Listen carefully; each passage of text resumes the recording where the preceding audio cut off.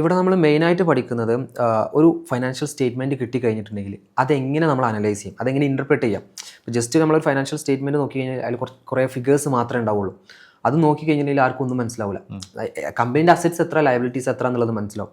പക്ഷേ കമ്പനീൻ്റെ പൊസിഷൻ എന്താ, കമ്പനി ഇപ്പോൾ ഏത് ലെവലിലാണ് പോയിക്കൊണ്ടിരിക്കുന്നത് അറിയുന്നുണ്ടെങ്കിൽ അത് അനലൈസ് ചെയ്യണം.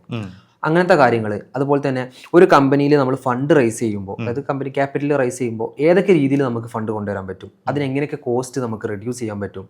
അതുപോലെ തന്നെ നമ്മൾ US GAAP പ്രകാരം എങ്ങനെയാണ് നമ്മൾ റിപ്പോർട്ടിംഗ് നടത്തേണ്ടത്, ഒരു കമ്പനീൻ്റെ കോസ്റ്റ് എങ്ങനെയൊക്കെ നമുക്ക് കുറക്കാൻ പറ്റും, എവിടെയൊക്കെ കൺസ്ട്രെയിൻസ് ഉണ്ട്, അതിന് എന്തൊക്കെ സൊല്യൂഷൻസ്, എങ്ങനെയൊക്കെ മാനേജ് ചെയ്യണം.